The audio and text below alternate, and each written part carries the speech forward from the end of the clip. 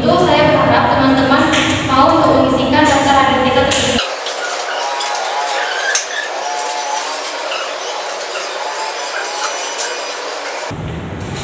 Baik, terima kasih. Sebelum memulai kegiatan kita pada hari ini, alangkah baiknya kita melakukan berdoa terlebih dahulu agar kegiatan kita pada hari ini dilaksanakan. Baiklah, sekarang mari kita berserah diri sejenak dan melakukan berdoa menurut agama dan kepercayaan kita masing-masing. Izinkan untuk yang beragama Kristen, izinkan saya untuk memimpin doa. Mari doa. Terima kasih Bapak, terima kasih atas kemudian dan kasih Tuhan. Kami berdoa supaya kamu siapa di Tuhan kami sungguh dan sama Tuhan yang menjadi kepada itu. Kalau kita Tuhan berdiri ini bisa menjelaskan segala doa. Nah ini Tuhan kami akan kami doakan. Satu Allah, haleluya. Baiklah teman-teman, sebelum kita berbicara lebih jauh, hendaknya kita mengetahui sebenarnya apa sih kegiatan yang saat ini akan kita lakukan. Jadi di antara teman-teman, apakah ada yang tahu bimbingan kelompok? Baik, sepertinya teman-teman tidak mengetahuinya. Jadi teman-teman, bimbingan kelompok adalah salah satu bentuk layanan yang membahas topik umum dalam kelompok dengan memanfaatkan dinamika kelompok. Setelah kita mengetahui apa itu bimbingan kelompok, sekarang kita akan membahas mengenai tujuan bimbingan kelompok. Jadi teman-teman, tujuan bimbingan kelompok ini antara lain yang pertama itu adalah melatih kita untuk berani mengeluarkan pendapat di hadapan teman-teman. Kemudian yang kedua, melatih kita untuk bersikap terbuka di dalam kelompok. Yang ketiga, melatih kita untuk dapat membina keakraban bersama teman-teman dalam kelompok, khususnya dengan teman-teman lain di luar kelompok ini. Kemudian yang keempat itu agar melatih kita untuk mengendalikan diri dalam kegiatan kelompok. Yang kelima, melatih kita untuk dapat bersikap tegar rasa dengan orang lain. Dan yang terakhir yaitu menemukan alternatif pemecahan masalah atau topik yang akan dibahas. Selanjutnya saya akan menjelaskan cara pelaksanaan bimbingan kelompok ini. Yang pertama itu semua anggota diharapkan untuk bisa berpendapat. Kemudian yaitu kedua, tidak ada pendapat yang salah dan tidak ada yang saling menyalahkan sekitar kita ini. Dan yang terakhir itu tunjuk tangan terlebih dahulu jika akan berpendapat. Jika yang berpendapat lebih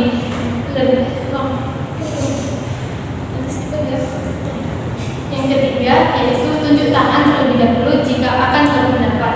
Jika yang berpendapat lebih dari satu orang dalam waktu yang sama, maka akan bergantian berpendapat sesuai kesepakatan kita masing-masing. Baiklah teman-teman, tadi kan kita sudah membahas tentang bagaimana pelaksanaannya. Selanjutnya saya akan menjelaskan mengenai asas-asas kegiatan dalam kegiatan kita ini. Jadi yang selama melakukan kegiatan PKP ini, kita berpedoman dan mematuhi 4 asas. Asas yang pertama itu asas keaktifan. Teman-teman diharapkan untuk aktif berpendapat dan melakukan solusi yang dibahas dalam kelompok ini. Yang kedua itu asas keterbukaan, yaitu diharapkan kepada setiap anggota kelompok untuk bersikap terbuka dan memberikan ide-ide dan saran-saran. Yang ketiga itu asas kenormatifan, yaitu diharapkan kepada setiap anggota kelompok untuk berpendapat dengan sopan santun dan tunjuk tangan terlebih dahulu bagi yang ingin berpendapat. Jika di antara teman-teman ada 2 orang yang serentak tunjuk tangan, maka buatlah kesepakatan siapa yang lebih terlebih dahulu. Dan yang terakhir itu adalah asas kerahasiaan. Adapun yang kita bahas pada hari ini, ada baiknya tidak kita ungkapkan di luar dari kegiatan BKP kita ini. Baiklah teman-teman, karena kita sudah saling mengenal, maka akan lebih baik jika kita lebih mengakrabkan diri dan menciptakan suasana yang menyenangkan dengan memainkan game yang berjudul Marina Menari di Atas Menara. Sebelum itu, ada baiknya kita menunjukkan diri agar kita semakin semangat melakukan kegiatan kita.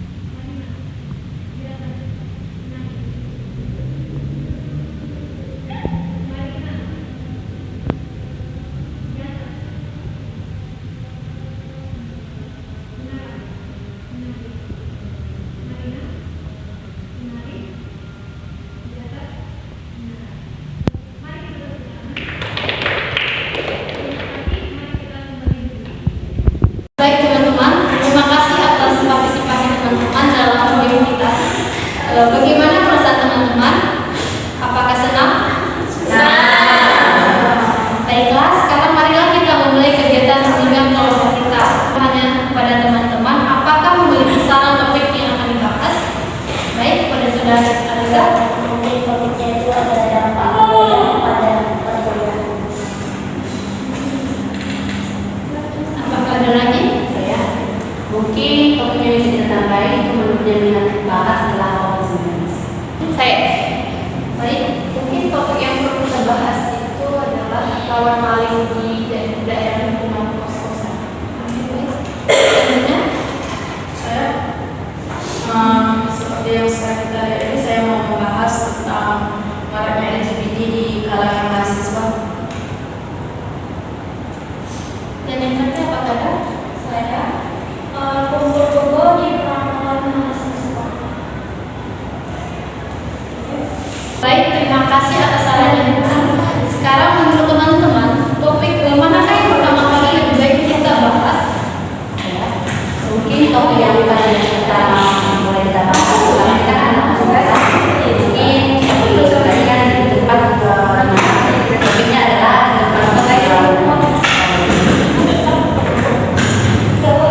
Kemudian topik yang kedua yang mana? Indonesia kumpul-kumpul mahasiswa di perangkat. Kemudian ada catcalling di lingkungan masyarakat. itu menurutnya di kajian sama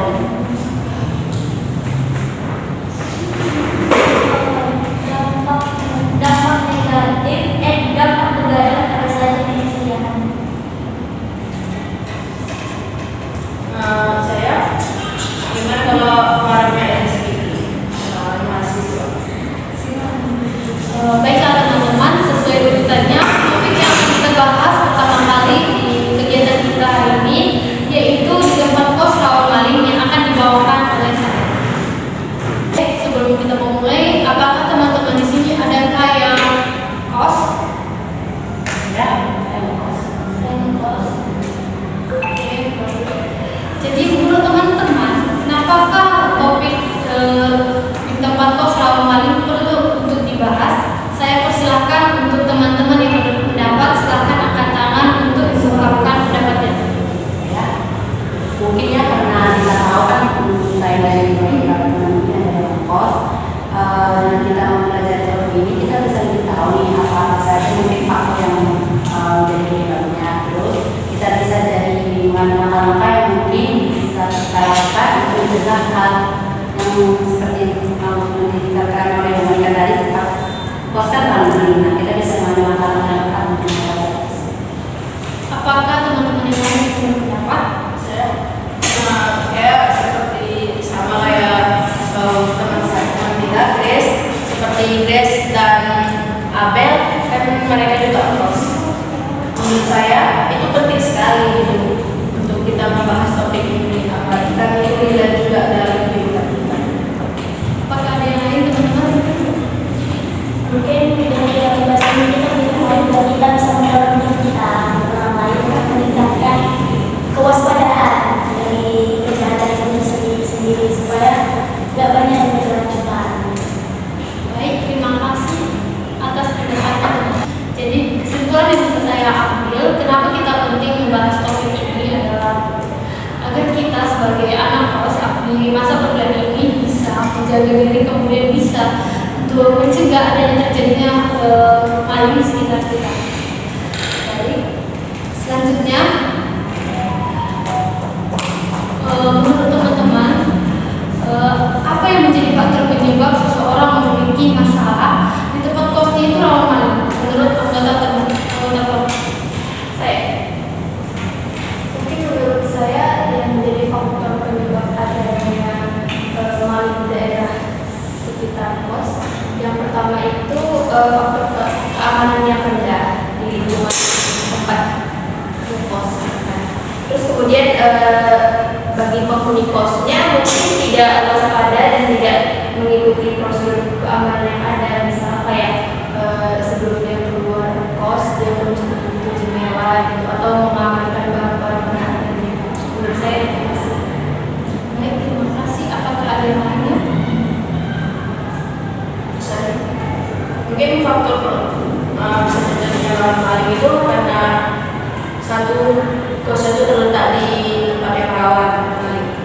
udah banyak kejadian yang seperti itu. Terus minimnya jalan atau akses untuk kita bisa melaporkan ke kantor polisi gitu.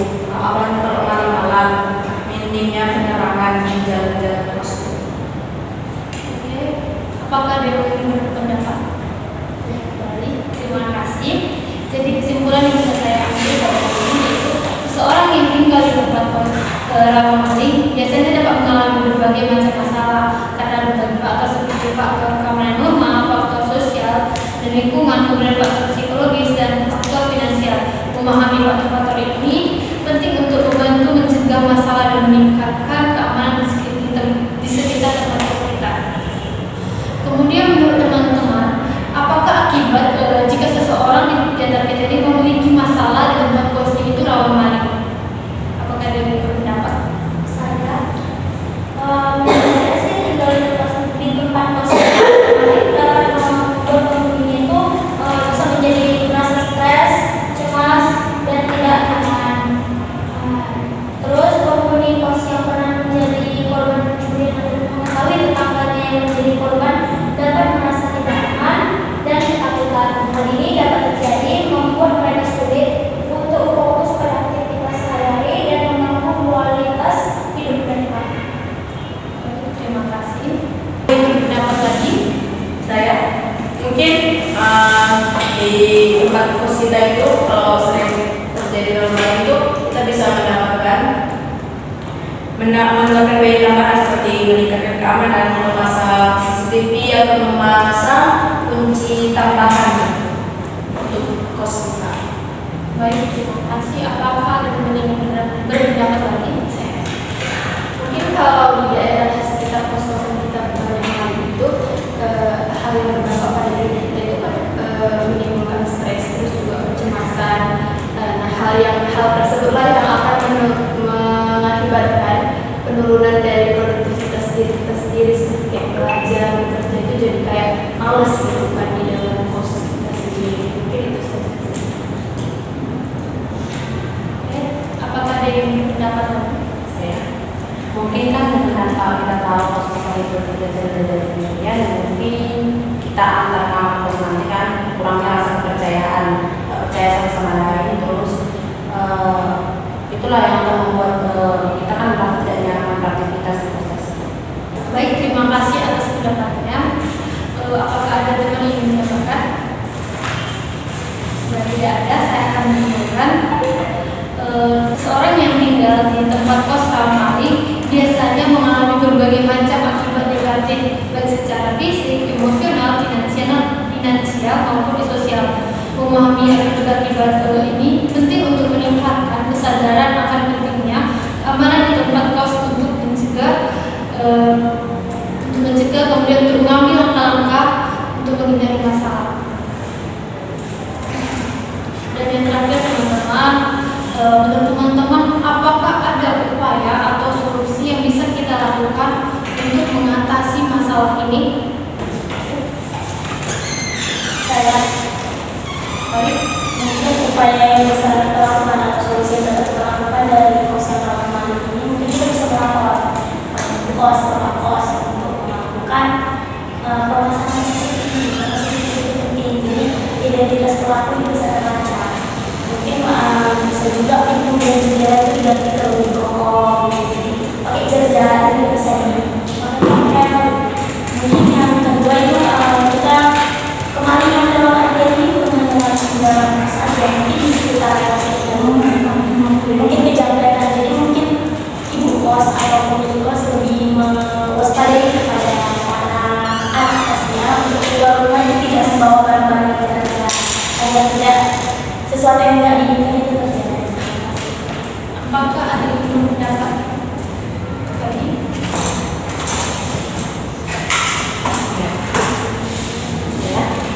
Mungkin kan pemilik kos itu bisa memastikan kepada korban atau anak-anak kosnya supaya menjaga barang-barangnya. Terus kalau mau keluar itu mungkin boleh dengan pintunya, atau kalau ada barang-barang yang tinggal mungkin membuat tambahan ataupun meja tambahan yang bisa dikunci, bisa dengan tambahan yang kira-kira. Baik,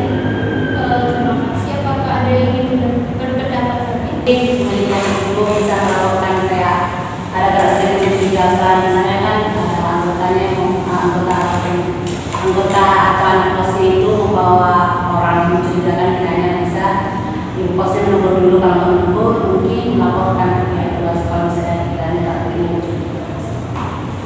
Terima kasih. Selanjutnya, Jika masalah keamanan di tempat kos tidak dapat diatasi, maka penghuni kos dapat mempertimbangkan untuk pindah ke tempat kos lebih aman. apakah ada yang berpendapat lagi? Jika tidak ada, saya akan menyimpulkannya.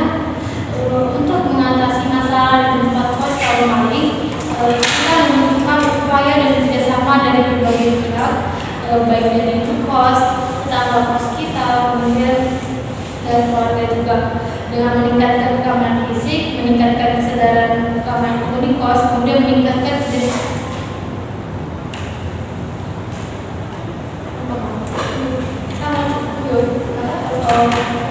baik, bila tidak ada yang ingin berpendapat lagi, saya akan menyimpulkannya. Jadi untuk mengatasi masalah di tempat kos kaum maling, membutuhkan upaya dan juga kerjasama dari berbagai pihak, yaitu dengan meningkatkan keamanan fisik, meningkatkan kesadaran keamanan penghuni kos, kemudian meningkatkan kerjasama dengan pihak berwenang, kemudian mencari alternatif tempat tinggal yang lain, dan meningkatkan kemampuan menghadapi krisis. Masalah di keamanan di tempat kos kita dapat diatasi jika penghuninya dan kita sendiri memiliki kesadaran untuk saling menjaga kita dan teman-teman di sekitar kita. Baik, terima kasih atas partisipasinya. BKP selanjutnya akan kita lanjutkan. Topik selanjutnya. Tapi boleh BKP akan kita lanjutkan. Terima kasih atas partisipasinya. BKP akan kita lanjutkan.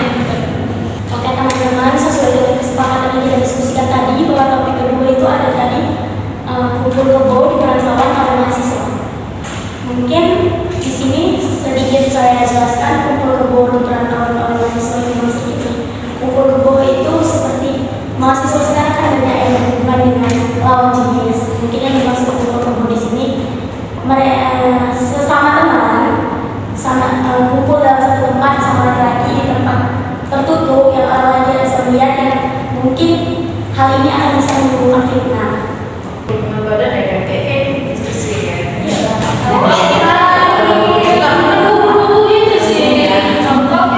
Jadi cari buku itu sebenarnya bisa tulis aja. Jadi kalau sama kumpul kebo Buku ini kan ada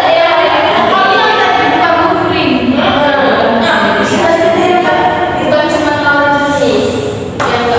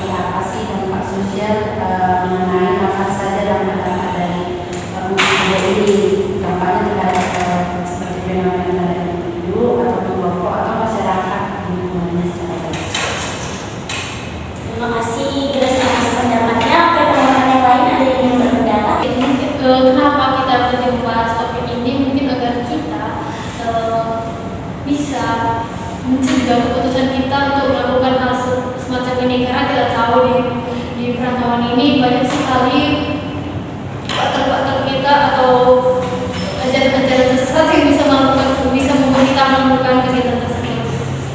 Oke, terima kasih Monika untuk pendapatnya. Teman-teman yang lain ada yang menurut saya.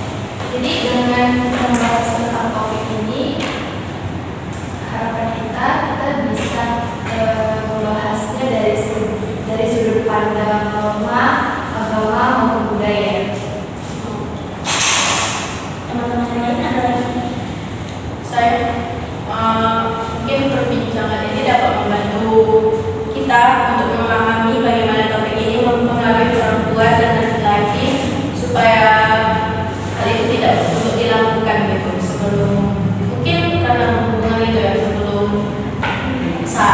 melanjutkan.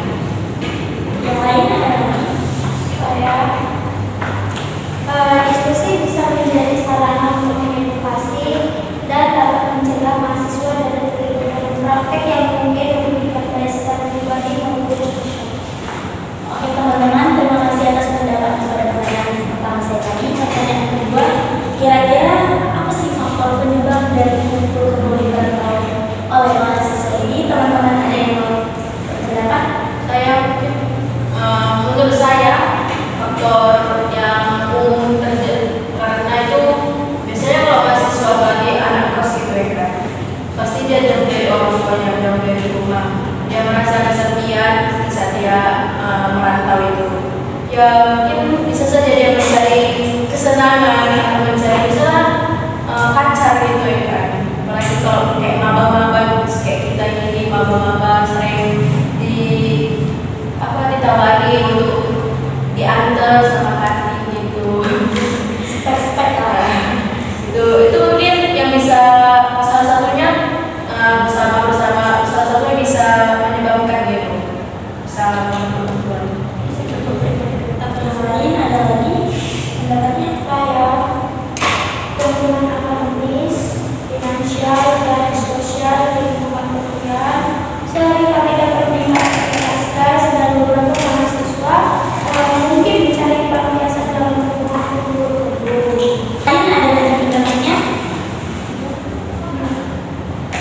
Mungkin faktor penyebabnya itu mungkin karena kumpul ini kalau kita di perantauan ini salah pergaulan, mungkin di pergaulan kita itu mungkin kita kalau nggak kumpul itu dianggap cemen gitu, jadi kayak gitu aja kan nggak berani gitu, jadi ya jadi mungkin itu faktornya.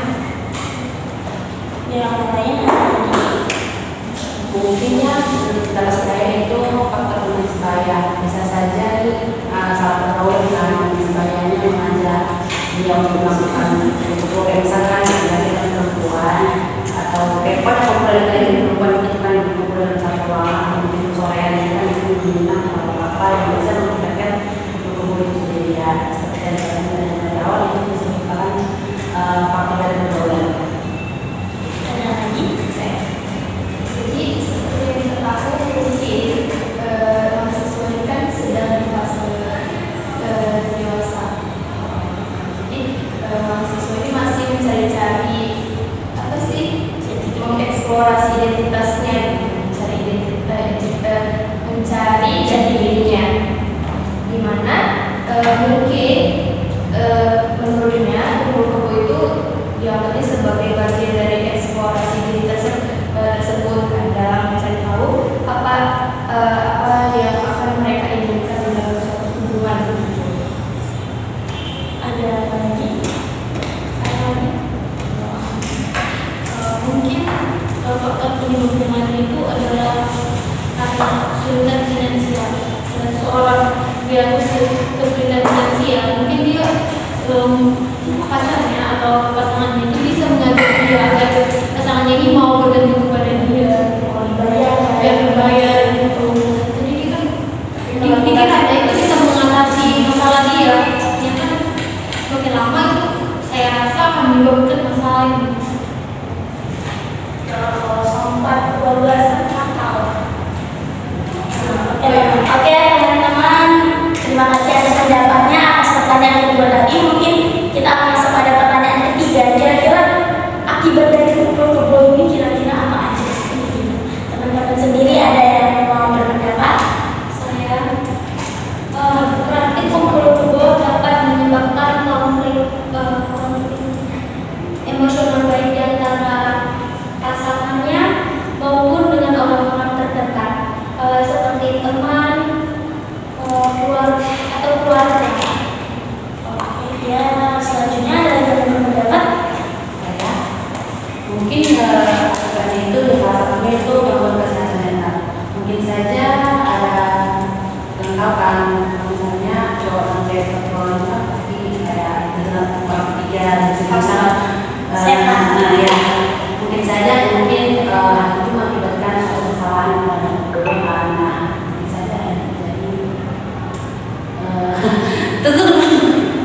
misalnya nih, misalnya mereka kebablasan, jadi mungkin perempuannya hilang atau mereka hilang, mungkin perempuan yang sedih karena hamil. Nah itu akan menyebabkan si perempuannya atau mereka berdua itu kan depresi dan juga cemas. Bagaimana cara mengatasinya? Apalagi kan mungkin kumpul-kumpul ini kan di kalangan remaja, tentunya kan mereka masih dia mungkin mereka berat mengurus anak gitu, karena kan itu merupakan masalah mereka sendiri.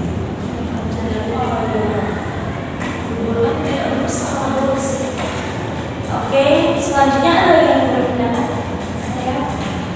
Mungkin akibatnya itu bila kita sedang kuliah, itu kalau kita bersama pasangan kita lagi tinggal semua itu bisa menurunkan kisah pribadi kita. Kita yang awalnya semangat kuliah, tapi setelah kita kumpul itu kan pasti kita menurun. Dan apalagi yang kuliah sama pasanganku aja kok udah tinggal serumah enak aja kok, jadi kayak mengurangi minatnya akademik juga. Oke, terima kasih. Selanjutnya ada lagi yang mau berpendapat? Jadi menurut saya mungkin orang-orang yang terlibat dalam lingkungan ini akan terisolasi dari sosial media dengan dia terlibat dalam pergaulan tersebut, kumpul-kumpul itu, dia akan merasa orang tidak mau lagi berteman dengannya, terus dia merasa kayak dia takut ditanya-tanya gitu sama Keselamatan diri sendiri. teman-temannya. Terima kasih Elma. Ada lagi yang bisa berpendapat? Saya mungkin pendapat saya itu sama dengan teman Elma gitu. Kalau hubungan kayak gitu kan, itu kan udah lazim dilakukan, apalagi di masyarakat gitu. Itu membuat stigma buruk dari orang yang melakukan itu. Jadinya mereka kayak didiskriminasi dari lingkungan itu. Mungkin untuk pendapat terakhir ada lagi yang bisa berpendapat? Jadi keterlibatan orang-orang dalam tindakan kumpul-kumpul ini akan merusak hubungan baik antara kita dengan keluarga kita, terus merusak hubungan baik dengan keluarga seperti kepercayaan keluarga yang telah memberikan kepada kita. Kita merusak kepercayaan orang tua kita lah paling utamanya. Oke, jika tidak ada lagi yang berpendapat, kita masuk pada pertanyaan keempat, di mana kira-kira solusi dari kumpul-kumpul ini sendiri apa aja? Teman-teman ada yang mau berpendapat? Saya mungkin yang pertama itu kalau kita merantau itu tuh harus ingat tujuan kita merantau itu apa. Kalau kita apalagi itu mahasiswa ini kita harus ingat kita pergi dari kampung itu harus pulang juga. Jangan lagi berusaha sama orang tua. Kalau tidak menganggap setidaknya jangan berusaha. Kemudian itu kita harus ingat kita di sini pendidikan. Jadi kita jangan macam-macam di perantauan kita. Jadi kita kesampingkan pendidikan kita ini dibandingkan pacar. Terutama kan pacar. Apa yang bikin tugas ada kok pacar itu? Ada lagi yang mau berpendapat? Mungkin bisa dilakukan dengan menyediakan layanan konseling dan dukungan emosional untuk mahasiswa yang mengalami kesulitan dalam mengelola hubungan di lingkungan perantauannya. Teman-teman ada lagi yang mau kasih pendapatnya? Saya mungkin solusi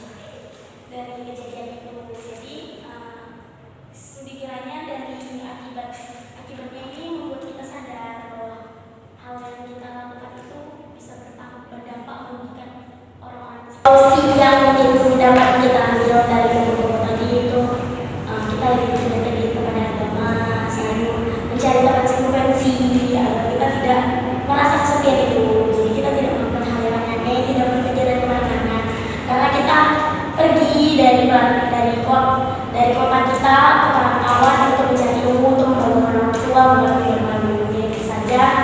Terima kasih. Kegiatan DKP untuk materi selanjutnya kita lanjutkan. Oke teman-teman, jadi topik selanjutnya yang akan kita bahas itu mengenai catcalling di lingkungan masyarakat. Sebelum itu saya akan memberitahu kepada teman-teman semua apa sih pengertian dari atau catcalling itu apa sih. Jadi menurut saya catcalling itu merupakan suatu tindakan pelecehan verbal yang dilakukan oleh biasanya yang mendominasi itu laki-laki. Kemudian dia akan melakukan pelecehan verbal tersebut kepada perempuan, dan pelecehan ini akan berdampak sangat buruk kepada orang lain, seperti misalnya berdampak buruk terhadap psikologisnya, terus mentalnya, terus kepercayaan dirinya. Nah, menurut teman-teman ada nggak teman-teman yang bisa kasih contoh dari catcalling ini? Grace yang kedua, Grace boleh. Mungkin ya dari yang saya lihat mungkin kayak tadi dari misalnya ada perkumpulan cowok-cowok nih, terus tiba-tiba kan ada cewek satu orang yang lewat. Nah cowok-cowok ini bakalan iseng dengan cara mungkin namanya dengan sebutin kata misalnya ade atau kayak tersiu kepada si yang perempuan. Ada lagi?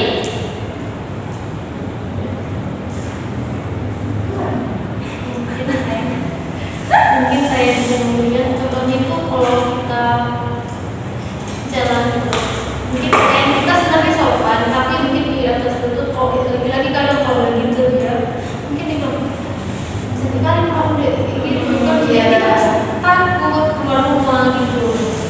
Itu tadi dampaknya kan, kita jadi sering cemas gitu kalau kita keluar rumah. Terus kemudian mengapa kita penting untuk membahas topik ini? Menurut teman-teman, apakah ada yang mau berpendapat?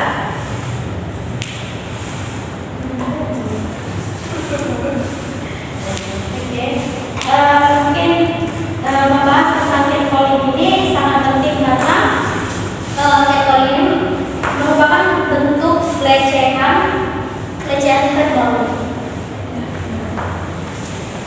Apakah ada lagi yang akan berpendapat? Saya mungkin kalau kita mengalami hal tersebut kita merasa terganggu, memiliki kecemasan seperti yang saya katakan tadi. Ada lagi?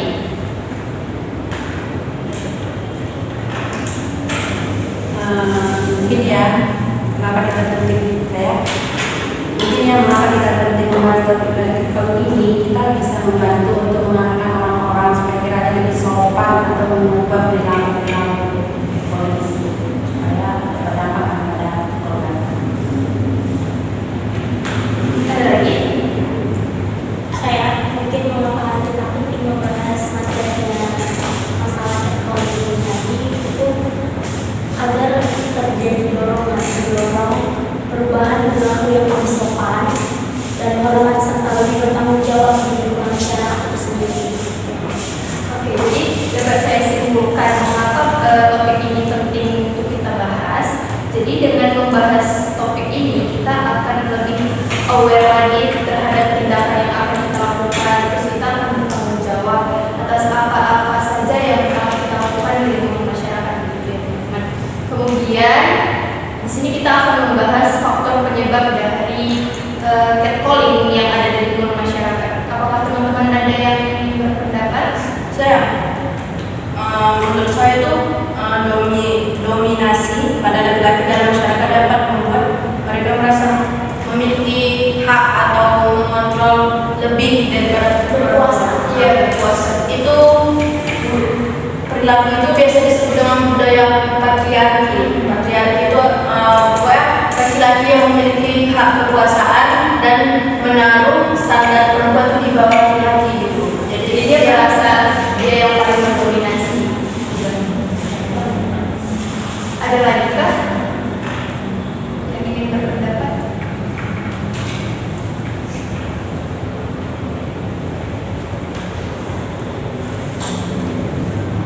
Kalau saya, catcalling seringkali dianggap sebagai perilaku yang biasa atau tidak berbahaya oleh sebagian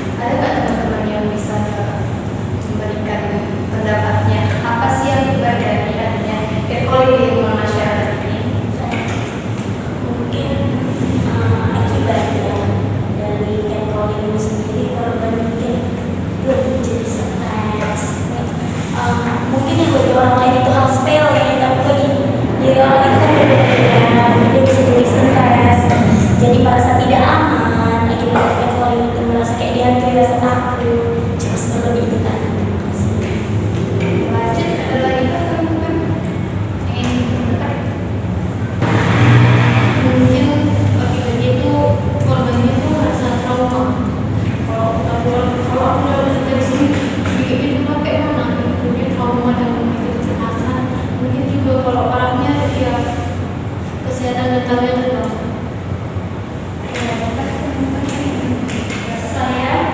Kita itu kan sebagai perempuan, jadi kayak di luar kita mau keluar itu kayak terganggu gitu, keterbatasannya dalam beraktivitas di lingkungan publik ya kan, karena kita itu menjadi khawatir takut kita menjadi target teroris.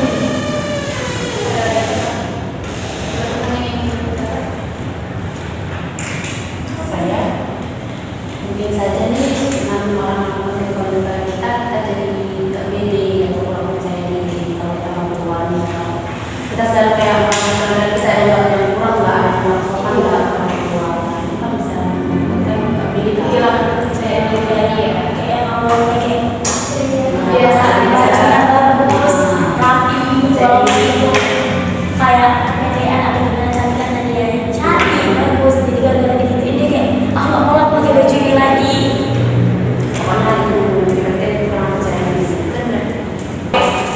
Jadi dari dampak sama faktor dari topik yang sekarang kita bahas ini, menurut teman-teman apa yang bisa kita lakukan untuk mengatasi catcalling yang ada di lingkungan masyarakat ini? Mungkin yang tidak bisa kita lakukan itu kita harus menolak tugas, atau kalau kita dapat begitu kita jangan mau, kita harus semua apa gitu biar dia takut, jangan melakukan kesalahan yang sama lagi. Mungkin kita sebagai teman bisa melakukan konten catcalling ini untuk kayak jangan membiarkan dia pergi sendiri, kayak aku mau kesini lah tapi aku takut karena dia harus merasa trauma itu sendiri, jadi kita bilang ayo aku kawan yang ke situ, ayo kita kemana, jadi dia merasa kayak oh aku ada kawan nih, jadi aku gak bakal sendirian lagi.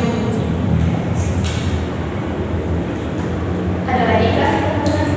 Kalau misalnya deh kan kalau itu kan baru catcalling kan istilah-istilah sekarang ini kan mungkin dari dulu itu memang sudah terjadi gitu, udah biasa, udah jadi awam ya untuk masyarakat.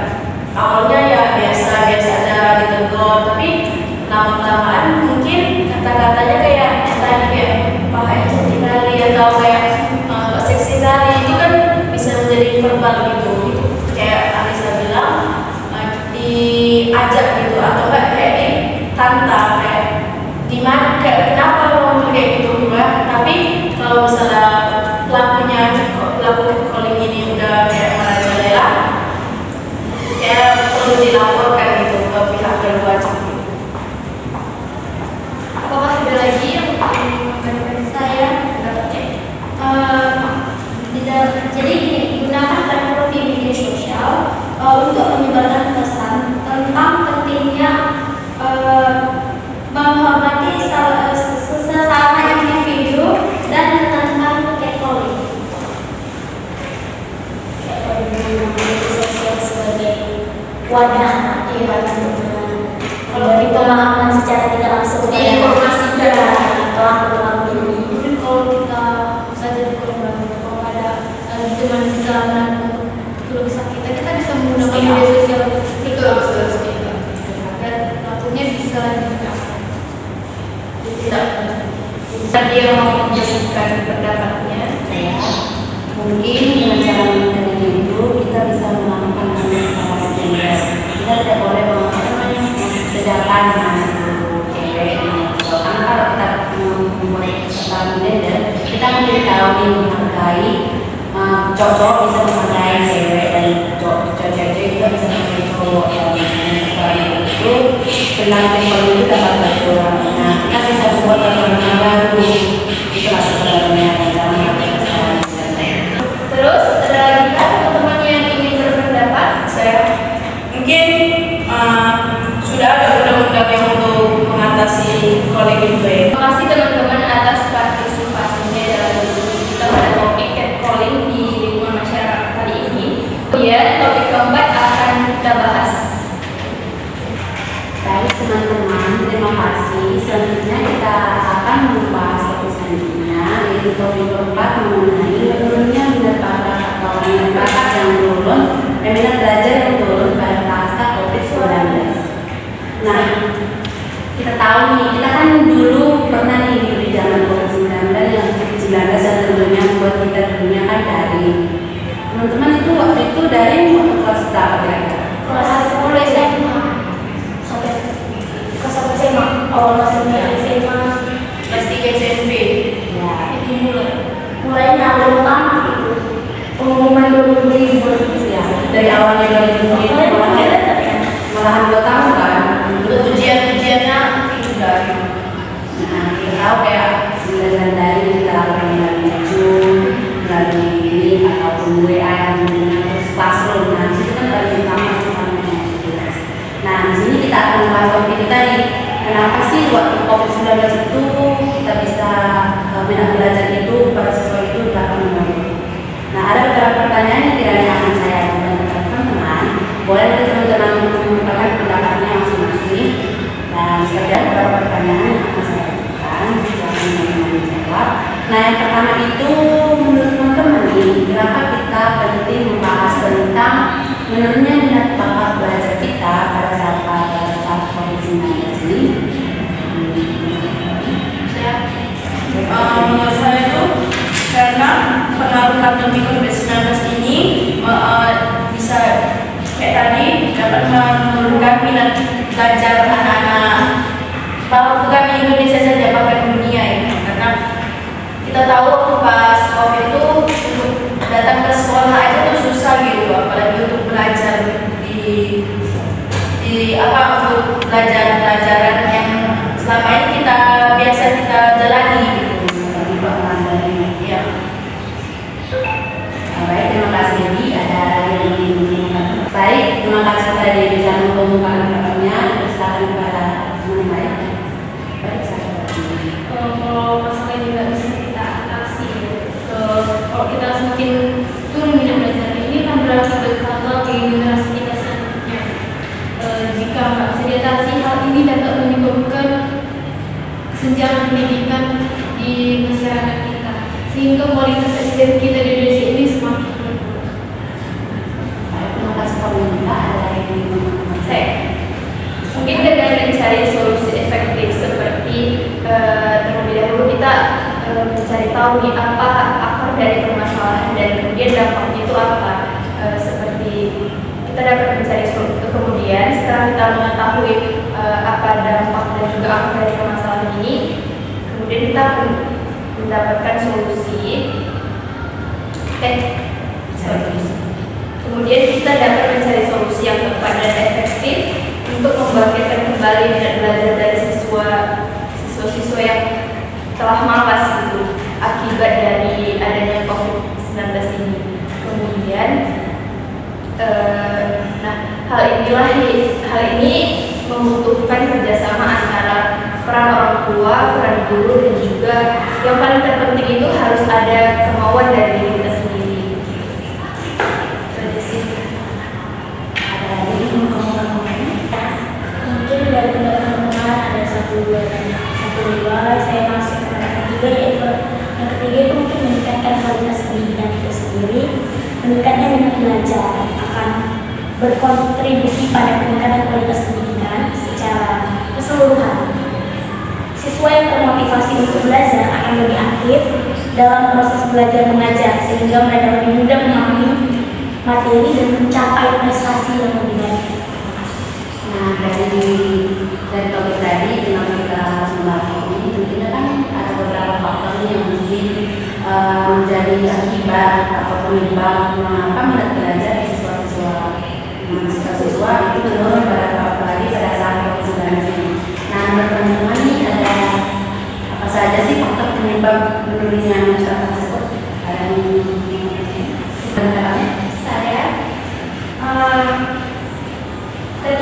Saya ketidakpastian dan kecemasan. Pandemi menimbulkan ketidakpastian dan kecemasan bagi banyak orang termasuk siswa. Jadi hal ini dapat mempengaruhi fokus dan konsentrasi mereka itu jadi menurun dalam minat belajarnya.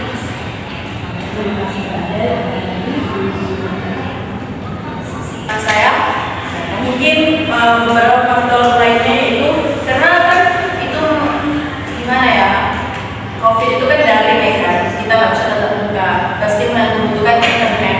Mungkin yang menyebabkan menurunnya minat belajar itu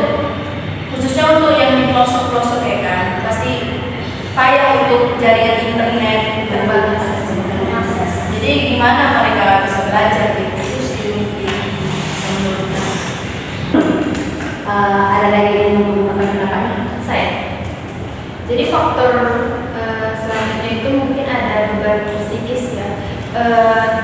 Jadi faktor selanjutnya itu mungkin ada beban psikis, di mana kita akan merasakan adanya tekanan untuk menyelesaikan tugas dan mengikuti penilaian, serta kekhawatiran terkait kesehatan dan keselamatan diri kita dan juga keluarga kita.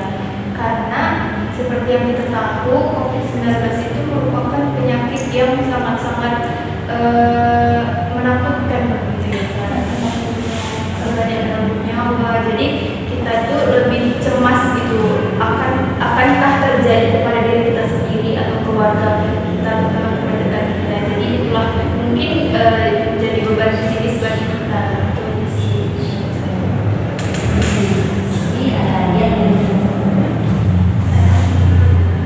Mungkin di situasi pandemi itu siswanya kadang memiliki prioritas yang lebih besar.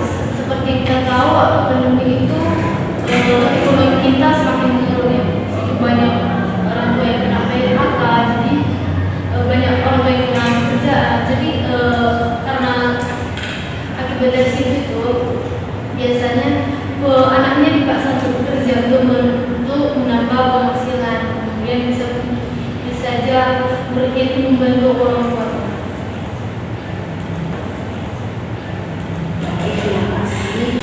Saya, faktor penyebab dari turunnya minat belajar ini mungkin kebosanan atau lelah, kayak kecapean gitu. Dimana kita di rumah kita disuruh orang tua, tapi kita di rumah juga harus tetap belajar. Yang sebenarnya ada jamnya di sekolah belajar, di rumah hanya seadanya. Mungkin kadang banyak anak-anak pun sesempatnya, jadi menyebabkan kebosanan dan kelelahan. Metode belajar ini monoton, kurang lagi efektif. Hal ini dapat menyebabkan mereka kehilangan minat belajar itu tadi. Terima kasih.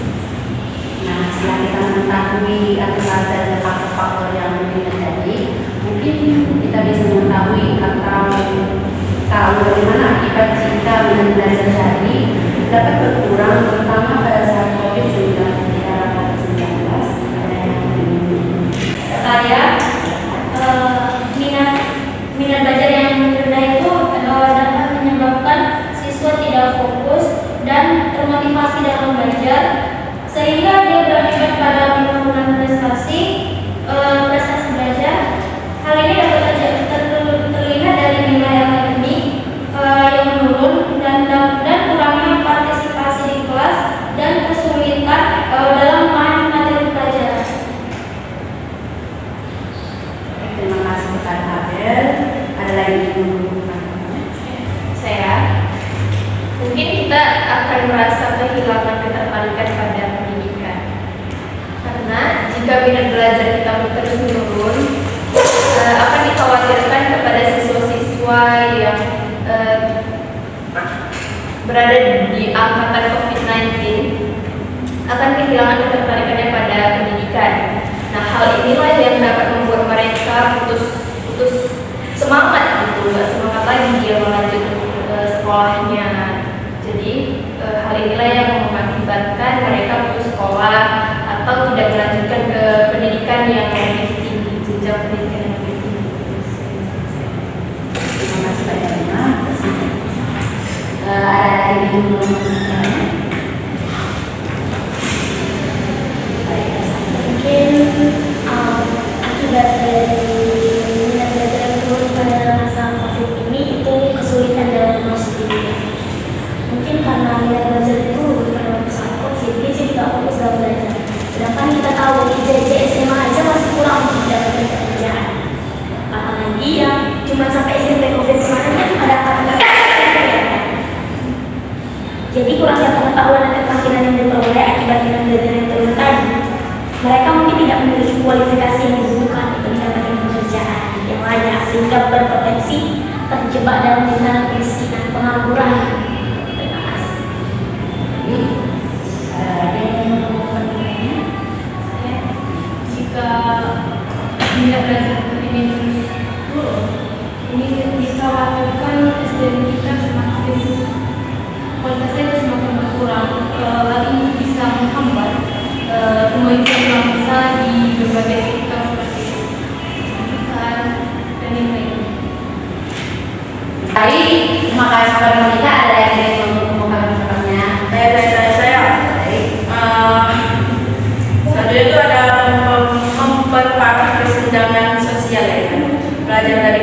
keluarga kurang mampu yang tidak memiliki akses pendidikan yang memadai, berisiko lebih tinggi mengalami penurunan minat belajar. Kita tahu gitu keluarga di PHK gitu, setelah itu anak-anak tidak bersekolah gitu, itu kan bisa kesenjangan sosial yang tadinya makin miskin makin semakin miskin, yang tadinya kaya itu menjadi kaya gitu. Karena pendidikan kan bisa membuat kita memberantas kemiskinan. harus untuk mendapatkan pekerjaan yang lebih layak, pendidikan bisa digunakan untuk di lapangan nanti. Iya, karena bisa jadi baca.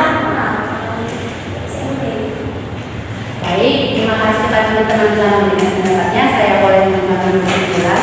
Dengan memahami dampak manfaat yang kita bahas tadi, kita harapkan kita dapat bergerak bersama atau sama-sama mencari solusi untuk mengambil langkah-langkah yang mungkin meningkatkan kembali minat belajar, terutama kan setelah kita diangkatkan COVID tadi kan, dimana kita harus bersama-sama atau bergerak bersama-sama dan menemukan minat belajar kita lagi yang kemarin.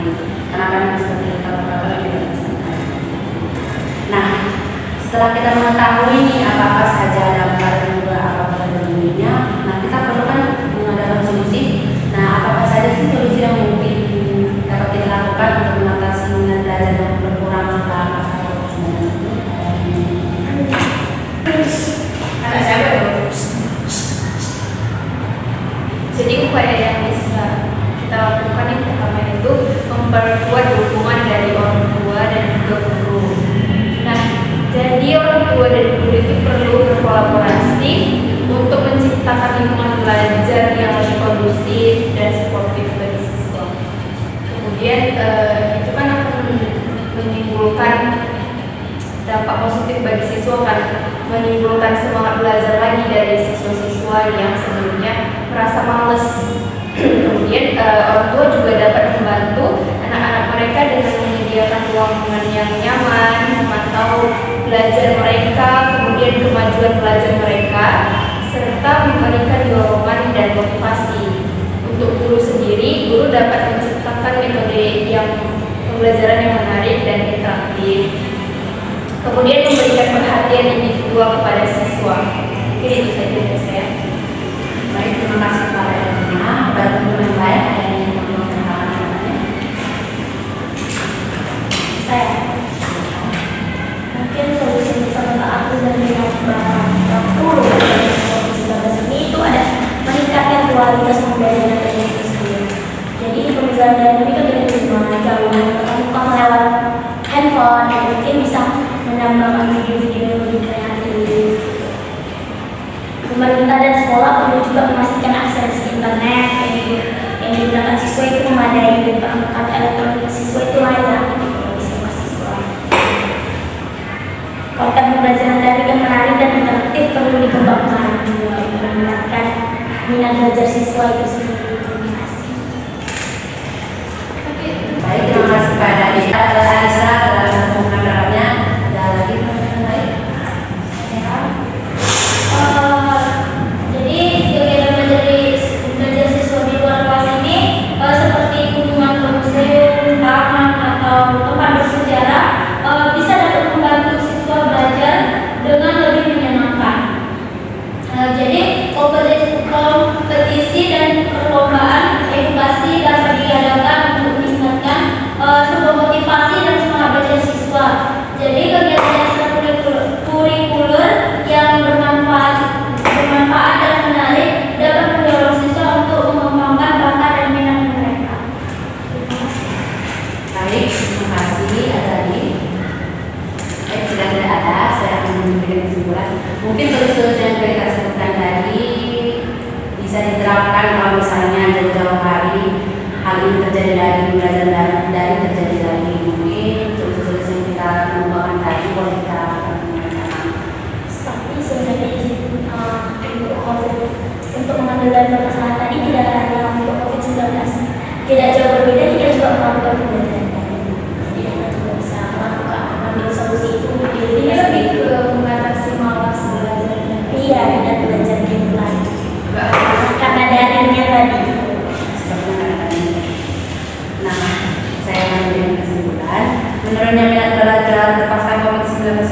merupakan tantangan yang perlu kita atasi bersama-sama dengan upaya-upaya kolektif dengan dari seluruh pemangku kepentingan kayak guru, kayak kita sebagai calon guru ataupun mahasiswa pada saat ini ataupun orang tua dengan kita melakukan kerjasama itu, kita dapat menerapkan solusi-solusi dan strategi-strategi yang mungkin bisa kita lakukan yang diharapkan dapat meningkatkan minat belajar siswa tadi dapat kembali demi masa depan Indonesia yang cerah tentunya. Terima kasih. Baik, terima kasih. Topik BKP selanjutnya akan kita lanjutkan. Oke teman-teman, BKP akan saya lanjutkan dengan topik dampak begadang di kalangan mahasiswa. Menurut teman-teman, kenapa penting topik ini dampak begadang pada mahasiswa saat ini dibahas? Ada yang bisa memberikan pendapatnya? Mungkin menurut pendapat saya topik begadang ini harus kita bahas karena kita akan tahu nih bagaimana begadang itu dapat mempengaruhi kemampuan kita dalam mengelola waktu, terus kita mengikuti jadwal perkuliahan. Nah, mengelola waktu itu adalah menjadi kunci yang efektif untuk mengikuti jadwal perkuliahan kita tadi untuk mencapai tujuan akademik kita nantinya. Oke, terima kasih. Ada lagi yang menyampaikan pendapatnya? Jika tidak ada, maka saya akan menunjukkan apa yang menjadi faktor penyebab dari dampak begadang pada mahasiswa. Saya mungkin itu ada kelelahan ya kan. Begadang dapat memicu tubuh dan mental menjadi lelah karena kita tuh tidak mencukupi tubuh atau mental kita untuk istirahat. Jadinya kelelahan. Ini kayak menurut saya begadang dapat menyebabkan kinerja akademik menurun karena mahasiswa yang kelelahan dan kurang tidur itu akan memiliki kemampuan belajar dan penyerapan materi kuliah yang berkurang. Ada lagi? Saya. Terima kasih. Jadi itu faktor penyebabnya. Faktor penyebab adalah meninggal begadang ini sendiri itu sistem kekebalan tubuhnya. Jadi kurang tidur itu dapat melemahkan sistem kekebalan tubuh, meningkatkan risiko terkenanya penyakit hingga infeksi. Jadi begadang itu nggak baik gitu, jadi bisa membuat penyakit. Terima kasih. Ada lagi? Saya mungkin faktor penyebab itu salah satunya dia bila dia tinggal di rumah orang tua itu mungkin saja dia waktu siang atau waktu sore itu dia membantu orang tuanya. Jadi waktu dia hanya memiliki waktu belajar saat sore hari, saat malam hari sehingga itu kan akan mengganggu waktu dia belajar, akan mengganggu waktu dia beristirahat. Terima kasih. Untuk jadi aku memberikan kesimpulan, ya kan? Untuk mengatasi dampak negatif dari begadang ini, mahasiswa harus bisa mengelola manajemen waktu, gitu. Oke.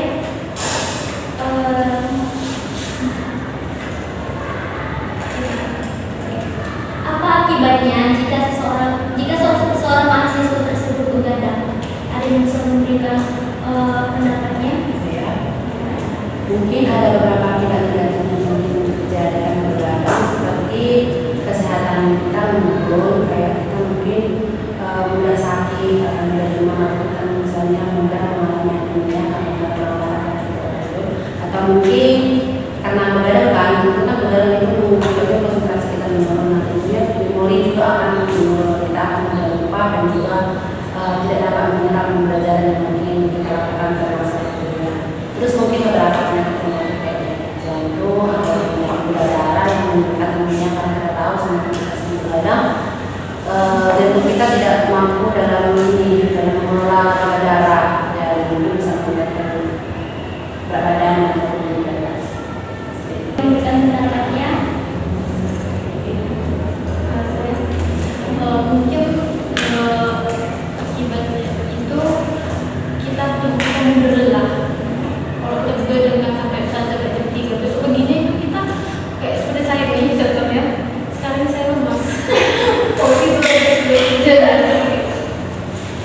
Saya juga. Ada lagi yang ingin memberikan pendapatnya?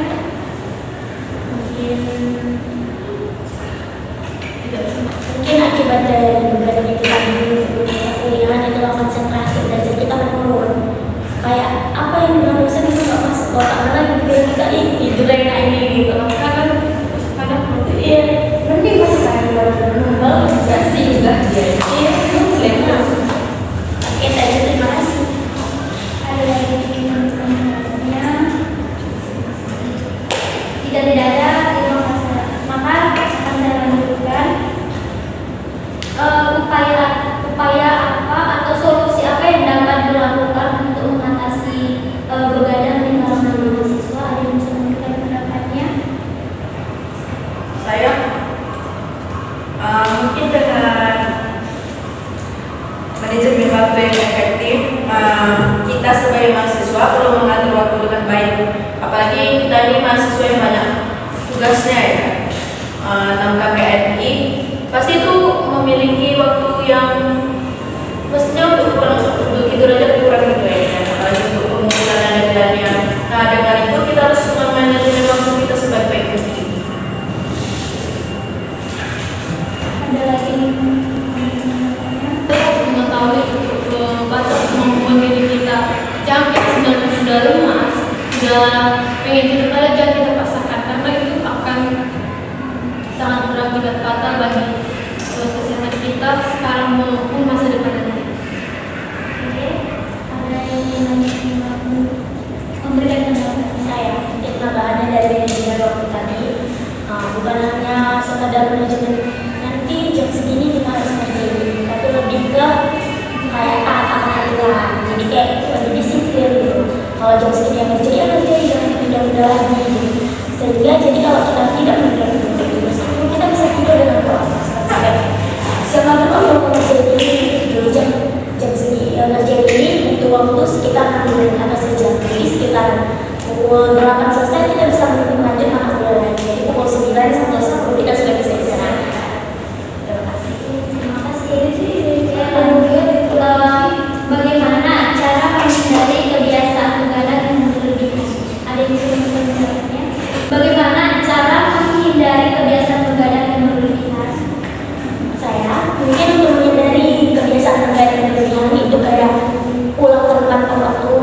Jadi misalnya waktunya pulang ya pulang, jangan begadang lagi. Jadi untuk waktu siang yang biasa kita pakai untuk bermain dan membuat kita malam jadi begadang karena kayak cukup siang ini. Jadi mungkin kita bisa istirahat yang cukup. Jadi istirahat yang cukup di siang hari. Jadi kalau kita istirahat yang cukup setelah kita istirahat, ini kan udah fit lagi nih. Jadi sore kita bisa melakukan kegiatan. Jadi malam bisa belajar dengan efektif. Otomatis kalau kita mau belajar, otak kita kan merasa capek lagi. Jadi kita bisa istirahat. Oke, terima kasih. Teman-teman, apakah di antara kalian ada yang ingin menambahkan pendapatnya? Ya, saya mungkin saran dari saya itu kalau orang yang lama tidur siang. Kenapa? Iya, kalau kita sering lama tidur siang, kalau malam itu kita aku itu seperti itu. Kalau kita jadi sisa tidur,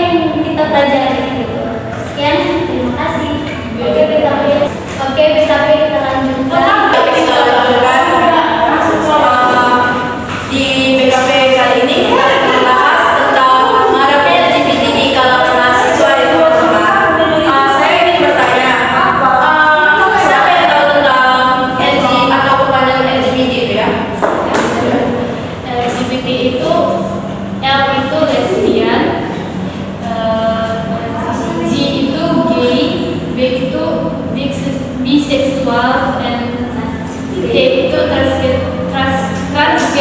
Terima kasih kepada Monica. Tadi yang dibilang Monica sangat betul ya. LGBT itu singkatan dari lesbian, gay, biseksual, dan transgender. Siapa yang tahu di sini apa itu lesbian?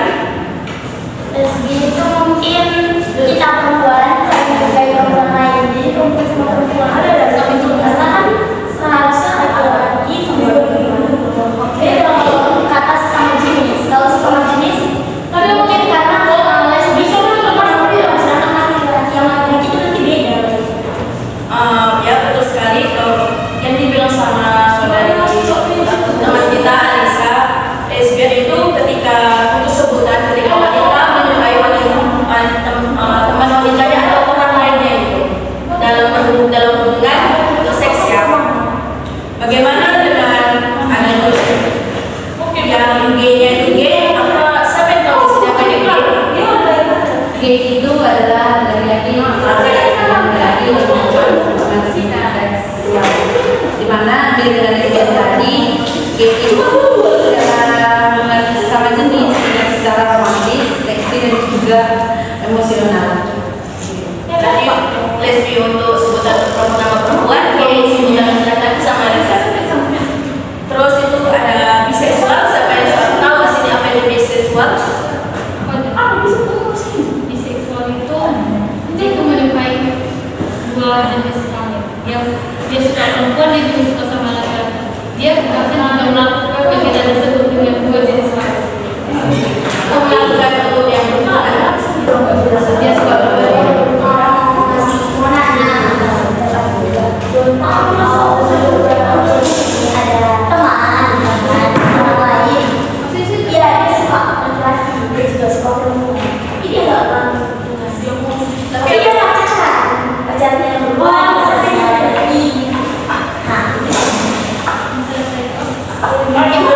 Sebenarnya dia memiliki penyimpangan di dalam mental dia. Sebenarnya memiliki penyimpangan, tapi di situ mungkin dia membatasi diri dia nggak melanjutkan hubungan yang dijatuhi. Tapi dari pengakuannya sendiri dia berhubungan dengan perempuan itu kayak biasa aja. Diri yang maksudnya itu laki-laki. Tapi dia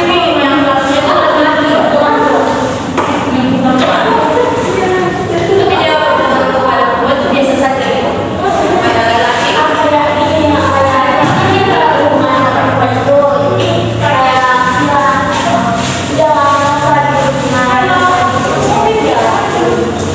Tapi dia tetap kayak sayang kalau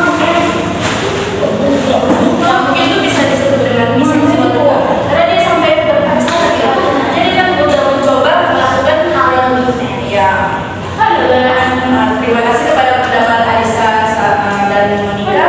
Terus itu mereka adalah transgender. Tapi ada satu yang di sini. Menurut saya, transgender itu merupakan ketertarikan seseorang untuk merubah jenis kelaminnya. Misalnya, yang awalnya dia berjenis kelamin laki-laki, terus diubah menjadi perempuan. Biasanya tindakan itu dilakukan dengan cara operasi. Operasi jenis kelamin itu berubah sesuai dengan keinginannya.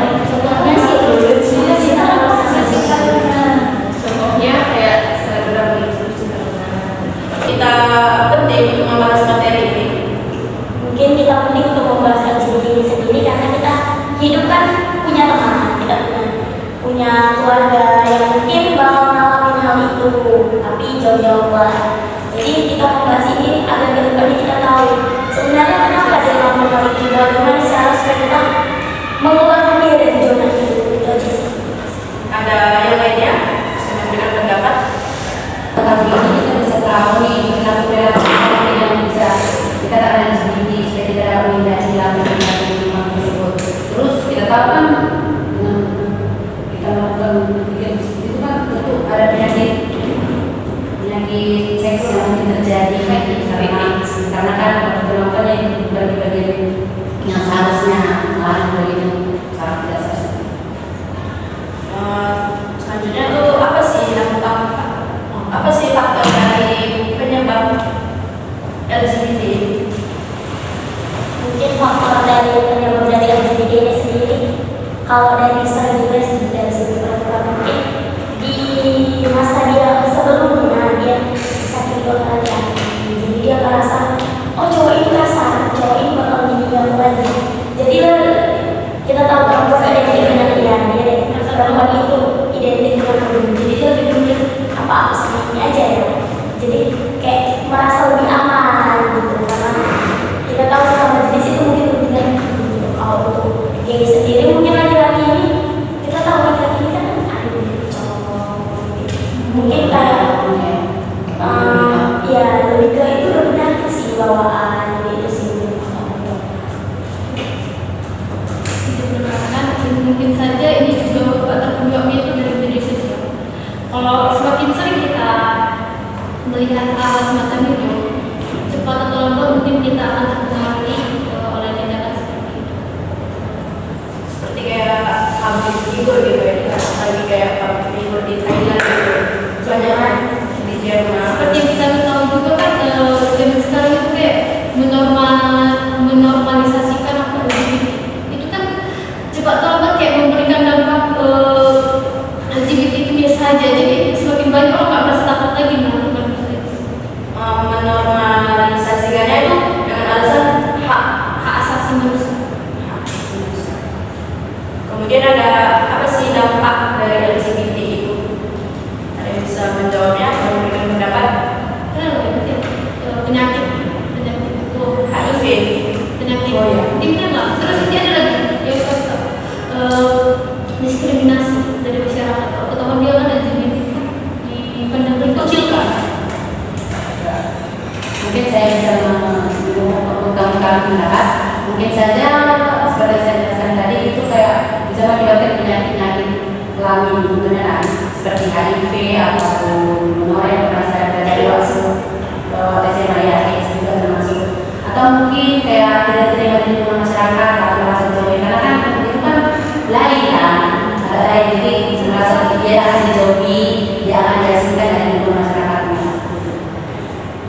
Ada yang lainnya?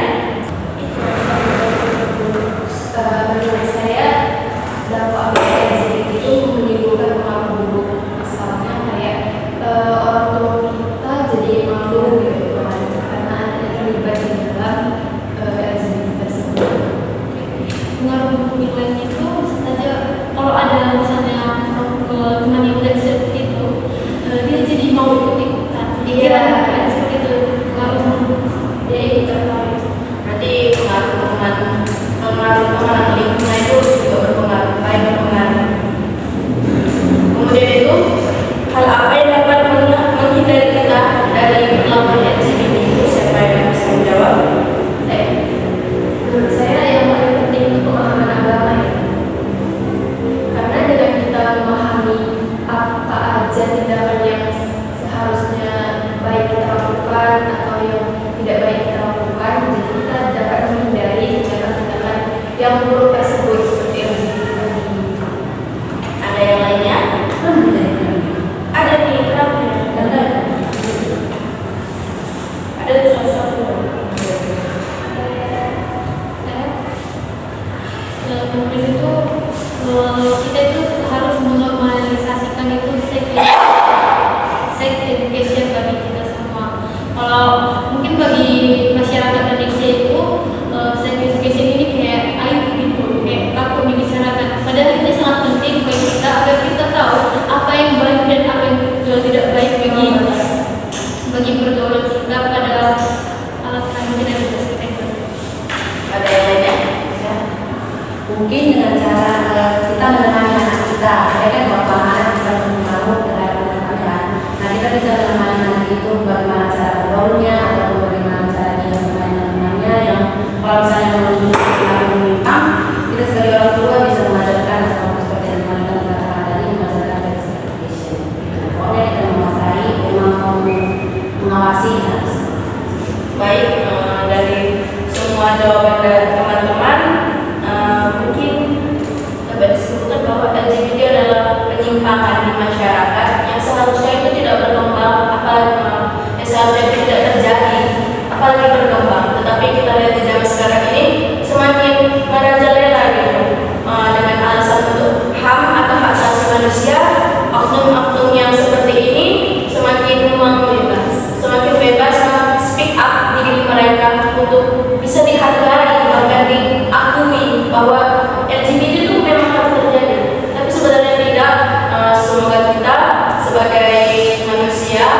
selalu terlindungi dari perilaku penyimpangan tersebut. Semoga kita tetap berjalan dengan benar. Baik, baik untuk peneguhan komitmen. Enggak, BP3 siap ini dia nulis nanti apa BP3 siap kita pesan. Ini peneguhan komitmen. Baik teman-teman, untuk peneguhan komitmen kita, sebaiknya kita melakukan games dan lebih baik kita berdiri ya untuk melakukan gamesnya. Kita akan melanjutkan BKP kelompok yaitu bermain game tentang peneguhan komitmen. Itu gamenya ada botol panas ya kan. Jadi ketika saya nanti mengucapkan kata-kata motivasi, terus saya akan mengopernya kepada kalian semua. Nanti setelah itu kalian mengoper ke teman yang lainnya selanjutnya seperti itu. Tapi sambil mengucapkan kata-kata motivasi. Tapi ingat ya, ini botol panas, tidak boleh berlama-lama dalam memegangnya. Semoga kita dapat menjalani hidup ini dengan bahagia dan sehat.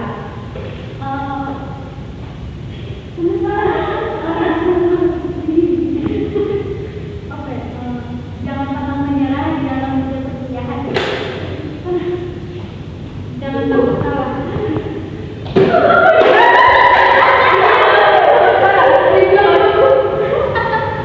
Kita berjuang kalau masalah yang Just be yourself. Keep spirit one to happy feelings. Sampai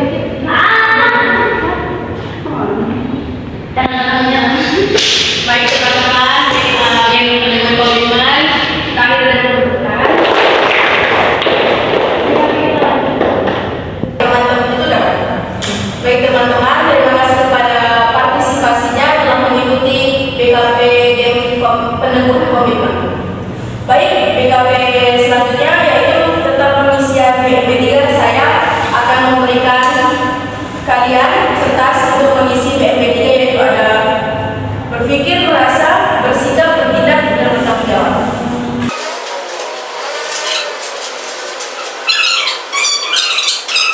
Terima kasih teman-teman atas partisipasi dalam kegiatan BKP kelompok. Saya memohon maaf jika saya ada salah kata ataupun tidak bersikap apatis kepada pendapat teman-teman. Saya mohon ampun kepada Allah Subhanahu wa taala. Terima kasih. BKP kelompok kita akan berakhir di sini. Saya sebagai BK akan meminta pesan, kesan, dan harapan. Siapa yang bisa memberikan pendapat pesannya? Teman-teman, di sini saya akan memberikan pesan di khusus dalam materi yang sudah kita bahas tadi. Saya memberikan pesan kepada teman-teman untuk harus memahami apa ada permasalahan yang kita bahas agar kita dapat merangkul teman-teman yang terkena masalah tersebut dan untuk mencegah masalah tersebut mengambil diri kita sendiri agar teman-teman terus sama-sama mencari solusi yang terbaik akan permasalahan yang telah kita bahas tadi. Mungkin ini saja dan Terima kasih kepada Alisa untuk pesannya. Siapa yang bisa memberikan pendapat? Baik, Chris. Tentunya pesan yang mungkin saya jelaskan itu, saya sangat berkesan mengenai topik dari berita yang kita bahas saat ini, di mana kita mengetahui topik ini kita bisa melalui isu-isu atau masalah yang paling terjadi di rumah kita, seperti tadi kita bahas di rumah kita kayak laporan pernikahan, malah kembalinya di konstituen. Terus kayak tentang COVID, apa hasil tempatnya dan itu kita bisa tahu seperti apa solusi yang mungkin akan kita lakukan dari terus apa tindakan yang mungkin kita lakukan, terus pokoknya itu sangat berkesan dari saya dan juga tentunya akan sebagai ini. Terima kasih kepada saudara Chris. Untuk harapannya, siapa yang akan memberikan pendapatnya? harapan yang bisa saya sampaikan, saya berharap saya dan teman-teman sekalian bisa menjaga diri agar kita bisa menyelesaikan perkuliahan kita dengan baik dan disepakati orang tua kita, apapun halangan kita hadapi, walaupun banyak sekali hasutan-hasutan yang bisa kita dapatkan di perkuliahan ini, kita ada baiknya kita berpegang teguh kepada pekerjaan kita agar kita bisa berhasil. Ini digunakan untuk menuju, sebaiknya untuk menuju kita pegang kita. Untuk mengakhirinya, mari kita berdua. Jadi,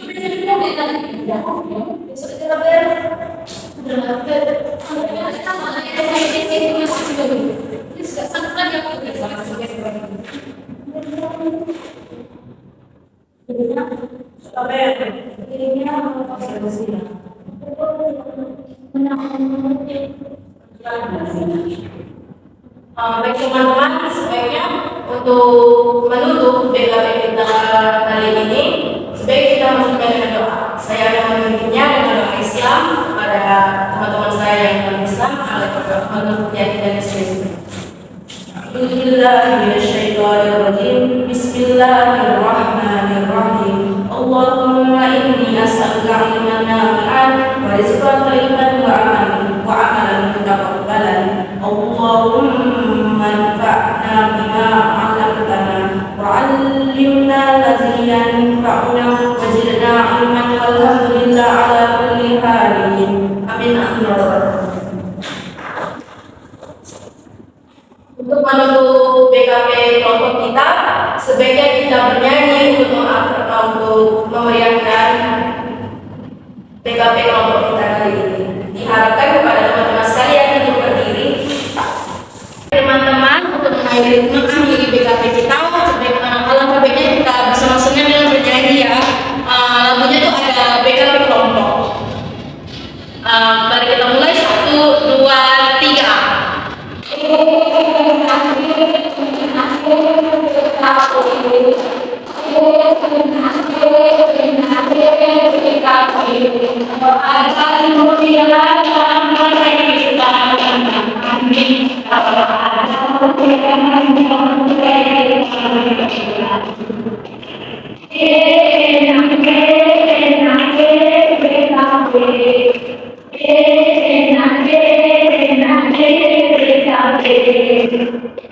Baik teman-teman, lagu BKP kelompok kita akhiri dengan tepuk tangan. BKP telah selesai, kita akan melanjutkannya di enggak lanjutan lagi tutup. BKP kita tutup. Terima kasih.